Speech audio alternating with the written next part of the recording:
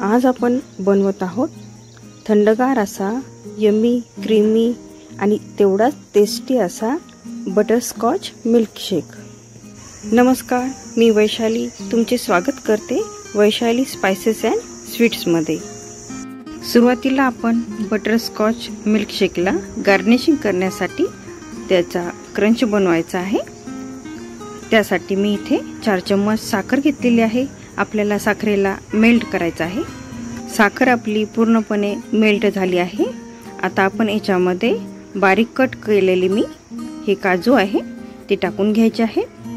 याला चांगलं मिक्स करायचं आहे। आपण आता एका प्लेटला तूप लावून घेतलेलं आहे, त्यामध्ये हे मिश्रण टाकायचं आहे। याला थंड झाल्यानंतर आपण याचा उपयोग बटरस्कॉचवर गार्निशिंगसाठी करूया।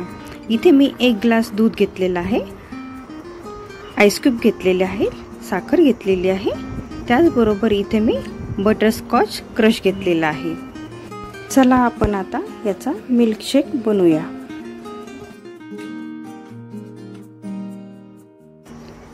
सुरुवातीला आपण याच्यामध्ये 1 ग्लास दूध टाकून घ्यायचं आहे। त्यानंतर आपण याच्यामध्ये साखर घालूया। मी इथे 4 चम्मच साखर घातलेली आहे। तुम्ही तुमच्या आवडीनुसार कमी किंवा जास्त साखर घालू शकता।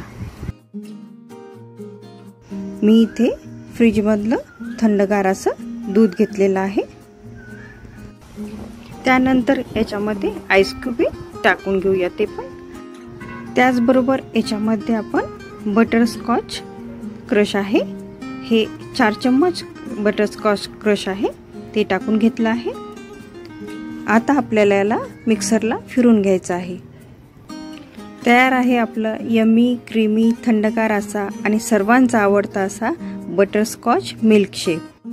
आणि त्याचबरोबर याला आणखीनच क्रीमी बनवण्यासाठी मी इथे व्हिप क्रीमचा वापर करत आहे।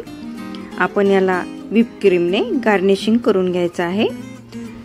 आपण सुरुवातीला काजू आणि साखरेचं जे मिश्रण केलं होतं त्याचे तुकडे करून मी त्याला जाडसर कुटून घेतलं आहे।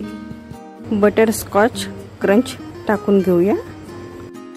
काजू आणि साखरचे जे मिश्रण बनवले होते ते थंड झाल्यानंतर त्याचे तुकडे 2 गार्निशिंग साठी ठेवले होते ते लावून घेतले आहे।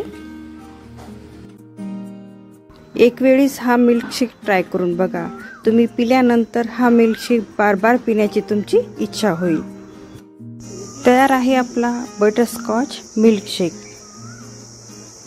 तुम्हाला जर माझ्या रेसिपी आवडत असतील तर माझ्या चॅनलला लाईक, शेअर आणि सबस्क्राइब करायला विसरू नका।